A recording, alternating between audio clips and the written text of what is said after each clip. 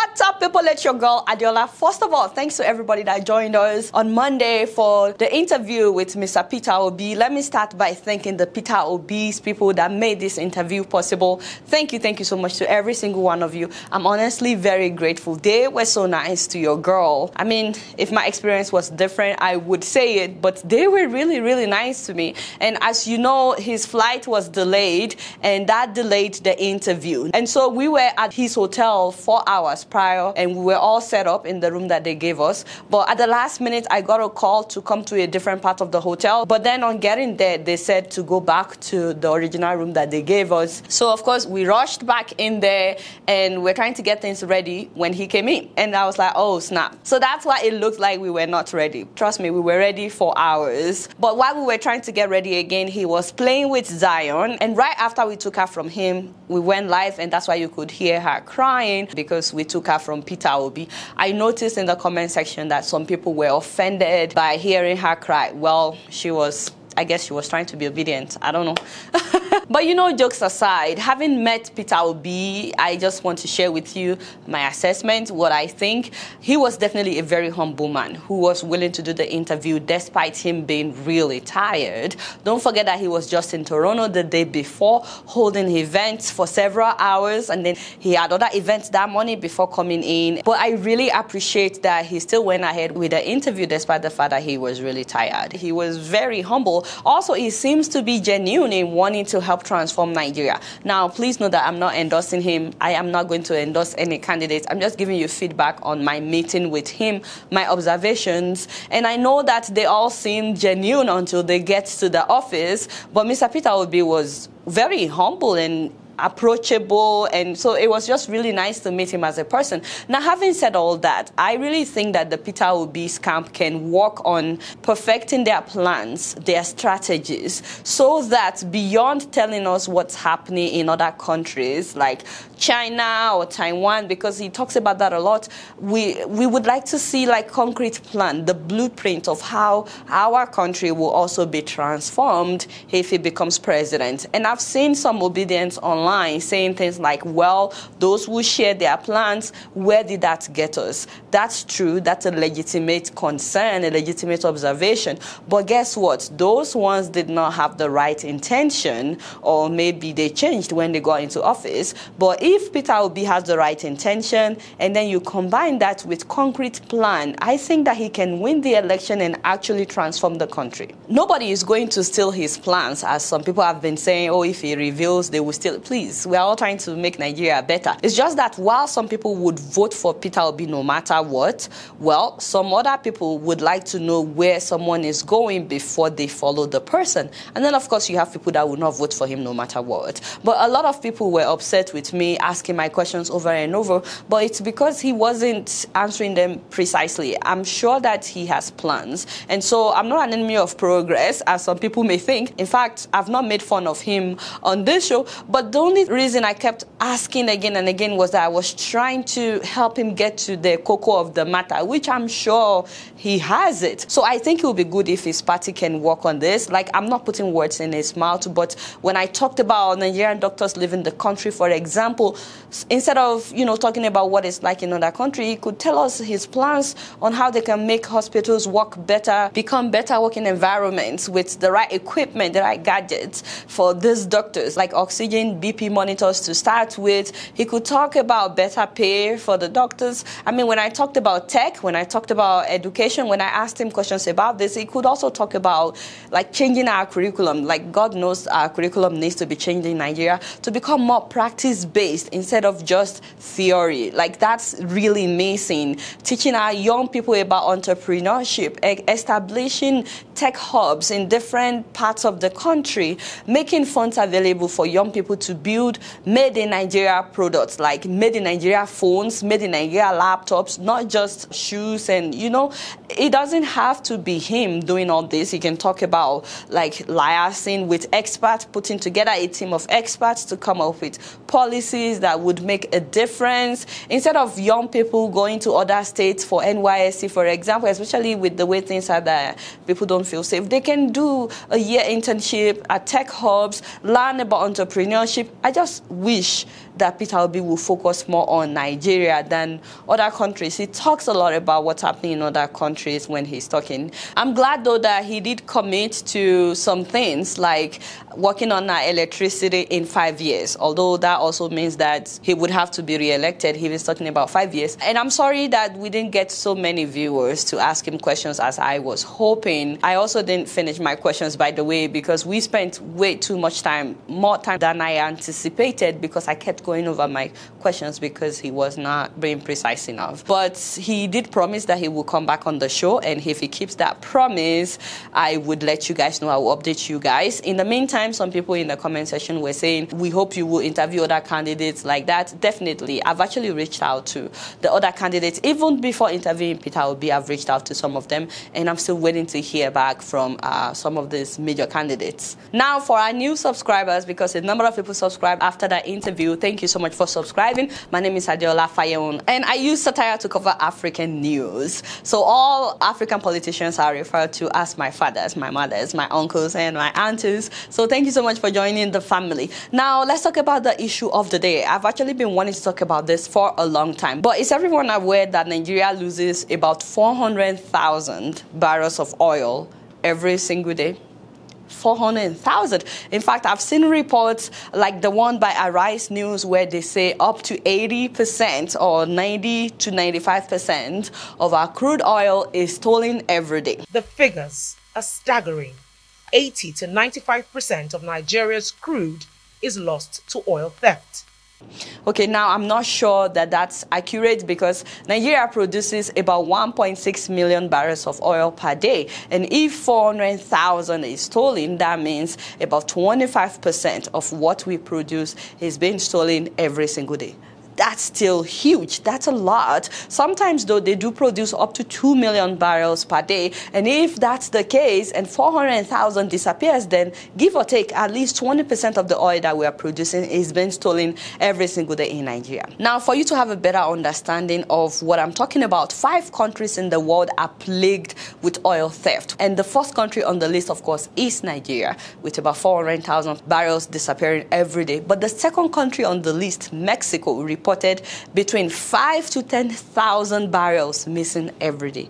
Look at that gap. Nigeria, 400,000. And the country that follows us, Mexico, 5 to 10,000. That's a huge difference. And then followed by Iraq, Russia, and Indonesia. Now, at one of the Nigerian ports, as much as 95% of the oil at that port is being stolen. Wow.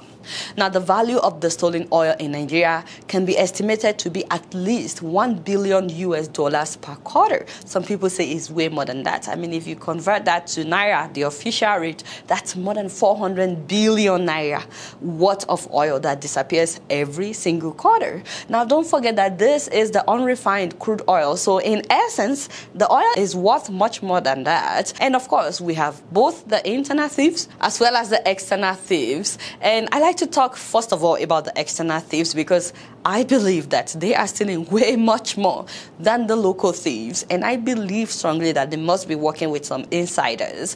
For example, on the 7th of August, this ship, MT Heroic Eden, a very large crude oil carrier, sailed into the Nigeria maritime domain at the Akpo oil field off the shores of Bonny. The same Bonny where I said they steal about 95% of the oil. So it sailed in without any clearance or authorization. The very large crude carrier entered the Nigerian maritime environment on August the 7th and headed for Akpo Field without any form of authorization or clearance. Now, after some time, this ship left in haste. But guess what? The Nigerian Navy, in a press conference, said the ship did not steal any oil. MV Heroic Eden approached the single buoy mooring between 11:43 and 12:08 at a slow speed of about 3 knots, suggesting the likelihood of commencing mooring operations, but later aborted that motive and retreated outside the field. Clearly, she had not commenced taking product from the oil field, as is being falsely alleged in some quarters. Now, the interesting thing is Equatorial Guinea was able to stop this same ship when it got to Equatorial Guinea. The same ship that the Nigerian Navy was not able to stop. And when they arrested this ship in Equatorial Guinea, guess what? there was oil in it, oil worth 2 million barrels in the ship. So the question is, where did they get the oil after leaving Nigeria? Empty heroic Idun with a capacity of 299,995 metric tons is being held at the Luba anchorage in Bioko Island, Equatorial Guinea. It has to be Nigerian oil. The 3 million capacity vessel was escaping with stolen crude, evaluated by industry operators to be worth more than $300 million. We owe the Equatorian authorities a world of gratitude for the arrest of the 26-man crew of 16 Indians, 8 Sri Lankans, a Filipino, and a Polish. And the reason that I refer to this example is just to say that there has to be top people in Nigeria who are working in collaboration with the big players who are stealing this huge amount of oil. You know, our problem is from within. And honestly, I think until we fish out the people who are working from within, I don't know if we can stop this external stealing. Also, the second thing is we have people who are stealing and refining the oil locally. We're all aware of that. Wow. You know, I cannot even tell you the number of people that have died doing this. But people are still not stopping. Nevertheless, what these people are stealing locally cannot be compared to those who bring in ships to steal millions of barrels. And I'm not justifying either of the two. I'm just saying that every so often, for example, we hear that the Nigerian military will intensify their operations, their clampdowns against crude oil thieves in Nigeria. On land and at sea, the Nigerian military is under strict orders to end the plundering of the country's oil. That's necessary because there are literally hundreds of illegal refineries in the Niger Delta. But guess what? The police method of destroying the refinery is also not environmentally friendly. This is what happens when Nigerian security forces find an illegal oil refinery. DW obtained rarely seen footage taken by officers as they set fire to one of the many refineries scattered through the Niger Delta. And you know, while we're doing that, I think it's about time that the big thieves are also being exposed. Who's going after them? People in the Nigerian government and people in the Nigerian military who are working with the outsiders that are coming in to steal the oil. I think it's after we've successfully done that that we can now focus on the local thieves. Sometimes when we try and destroy most of these illegal refineries that you see in the creeks, they will still go back to fix it back. We will still go back to destroy it. We've been mandated by the law to clamp down on those that are perpetrating on these evil acts.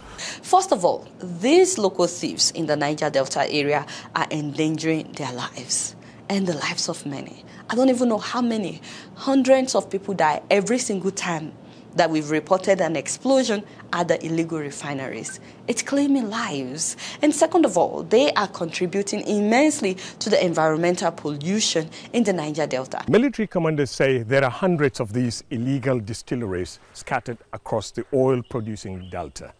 In addition to bleeding the economy dry, their operations also damage the environment because they are not properly equipped to process crude oil. Not only that, the air pollution is unbelievable. In this hospital in Port Harcourt, Dr. D. Briggs notes the effect of oil-related gas fumes. This young woman has suffered from asthma for almost 15 years. She has regular attacks because of the degradation of the air in the metropolis. And at least 3 times a week, this patient comes to see a doctor. In the Niger Delta, life expectancy is 40 years. That is 14 years less than the national average. Just imagine, the oil is supposed to be a blessing, but is it? Honestly, I think that the government needs to hold oil companies accountable, force them to clean up our rivers, our lands. In the Niger Delta area, it keeps getting worse. And the government also needs to do more in empowering the people on whose land the oil is located, the people in the Niger Delta area. I know about allocations and I know about giving money to their government in the Niger Delta, but it's obviously not getting to the people, which is why many of them are willing to risk their lives to steal and refine the oil illegally. We cannot just stay and just be surviving. We really want to live. Yes, because this business pays, it pays us. The income is good. He knows he's risking his life. He could die in an accident, or if caught and convicted, spend the rest of his life in jail. But he says there's no other way to earn a living for his family. Above all, the government's refineries are not working. The Bayelsa region could be turned into an oil-producing and refining hub, say activists. They have been calling for the government to legalize the refineries and give the men operating them proper training. There are no legal refineries working in Nigeria. Let's talk about this in the comment section. Legally refined kerosene is not available in this region. This is what the locally refined kerosene looks like. Now, this bottle costs just 200 naira, which is less than $1. Many people here depend heavily on kerosene for cooking. If you have suggestions on how to end the oil theft, please put it in the comment section. You guys not do much. Guess what? I'm just keeping it real. Moving on to Kenya, guys, we were not surprised that Raila Odinga made it official that he's challenging the result of this election. He has officially gone to court to challenge the result of this election. Raila Odinga has challenged the 15th of August presidential election results. Odinga has said, and I quote him here, "We want to see justice done so that peace can prevail. We have found and we've decided to use law to go before the Supreme Court and to table our evidence to show that it was not an election but rather a joke. We're doing this to defend the democracy of our country that many people fought for." So this means, first of all, the inauguration that was supposed to hold has been postponed because now the case is in court. He's challenging the result of the election.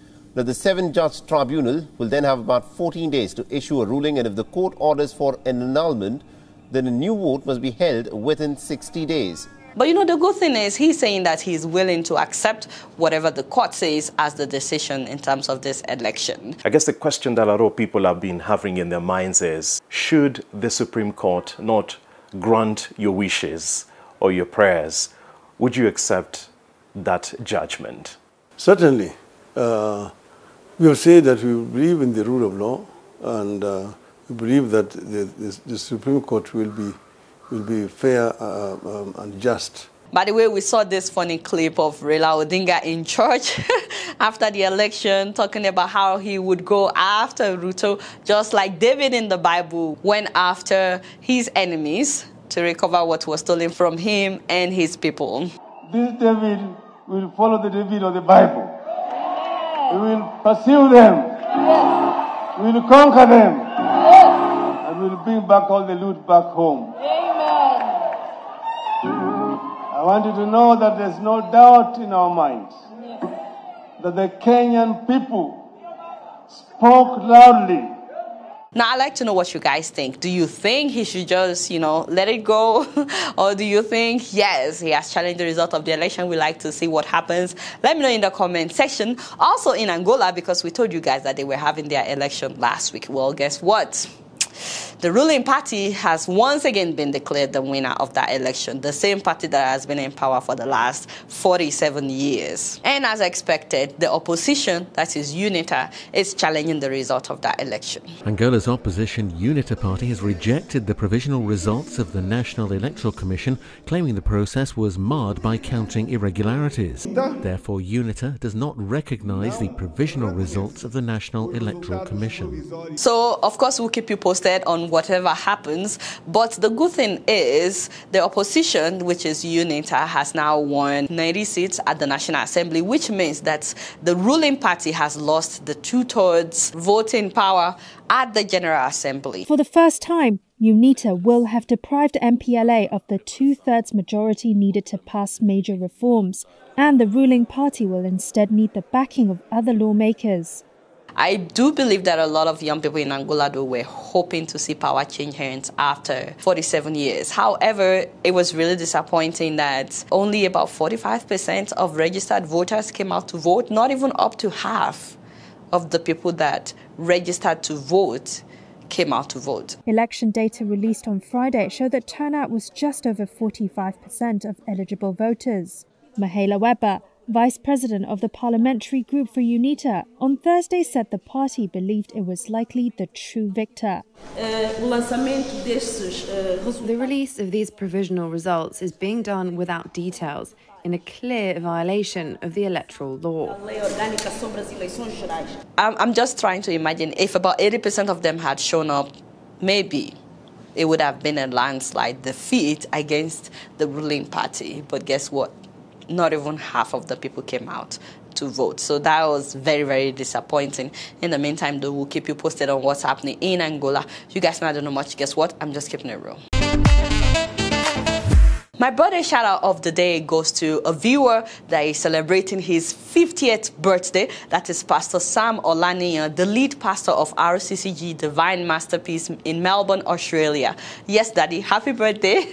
Your wife is the one that sponsored this shout out on behalf of herself and your children, that is Zion and Israel. Now, this is what she said. She said, my husband has been a great support for me and the children. He has made so many sacrifices. I practice as a registered nurse, a midwife, and a family planning clinical provider in Nigeria. The qualifications that I had before my marriage, but my husband has supported me strongly and selflessly in my academic pursuit. And then she said he never feels threatened by my success. I was like, wow. She said he rather encourages me.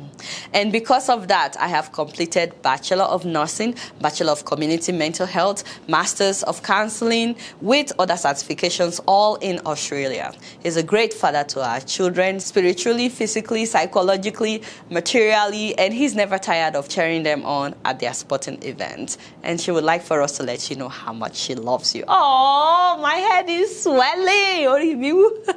Happy birthday, my father. Wishing you many more with all that your heart desires. All right, y'all, it's been real, and I'm keeping it right up in here. Don't forget to follow me on Facebook, Twitter, and Instagram. And if you're yet to subscribe to my channel, I'm watching you on Plasma TV. Press the subscribe button and the bell button. Until next time, I'm going to see you all later. Peace out.